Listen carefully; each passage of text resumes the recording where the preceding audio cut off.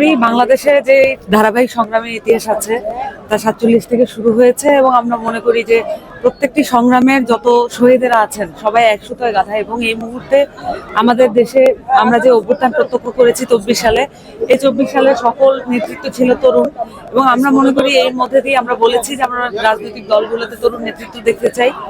এবং আমাদের বুদ্ধিজীবীদের মধ্যে যারা 71 সালে শহীদ হয়েছে সব শহীদের মধ্যে আমরা দেখেছি তরুণ বুদ্ধিজীবীরাও ছিলেন। এই মুহূর্তে আমরা মনে করি তরুণ বুদ্ধিজীবীদের উত্থান হওয়া প্রয়োজন, যেটার কিছু আভাস আমরা দেখতে পাচ্ছি।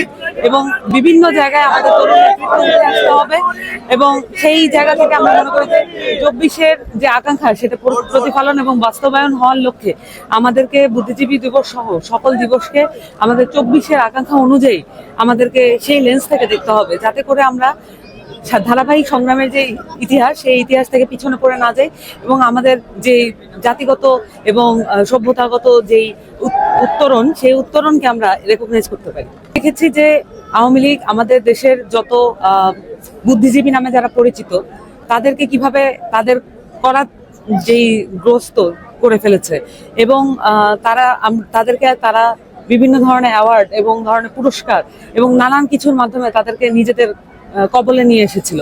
এবং আমরা চাই যে সামনের দিনের যে রাজনীতি আসবে, সামনের দিনের যে আমাদের আগামীর ভবিষ্যৎ আছে এবং যেই তরুণদের যে নতুন স্বপ্ন আছে সেই স্বপ্ন অনুযায়ী আমাদের দেশের বুদ্ধিজীবীরা রেসপন্স করতে শিখবেন এবং তারা আর কোনোদিন এই ধরনের ফ্যাসিস্ট রেজিমের দায়গ্রস্ত এবং ফ্যাসিস্ট রেজিমের দাস হয়ে যাবেন না।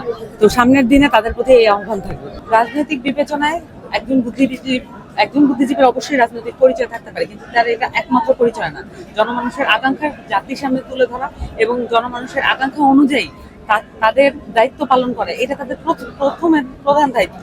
সেই কাজটা না করে তারা যদি নির্দিষ্ট দল, নির্দিষ্ট রাজনৈতিক মতের প্রতি নিজেদের বায়াসনেস প্রকাশ করেন, তাহলে তাদের প্রতি আমাদের আর শ্রদ্ধা এবং ভক্তি কোনোটাই থাকে না। আমরা মনে করি সামনের দিনে তরুণ প্রজন্ম এবং তরুণ যে বুদ্ধিজীবী আছেন তারা নিজেদেরকে এই জায়গা থেকে মুক্ত করবে।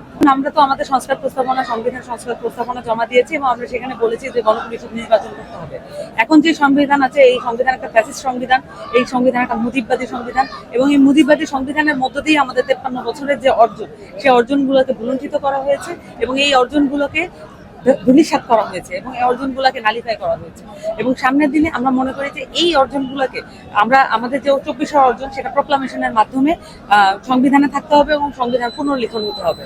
তো সামনের দিনে আমরা মনে করি যে এই কাজগুলো করতে হলে অবশ্যই গণপরিষদ নির্বাচন হতে হবে। গণপরিষদ নির্বাচনের ব্যাপারে নাগরিক কমিটি আগ্রহী। নির্বাচন কি করবেন আপনারা? না, গণপরিষদ নির্বাচন অবশ্যই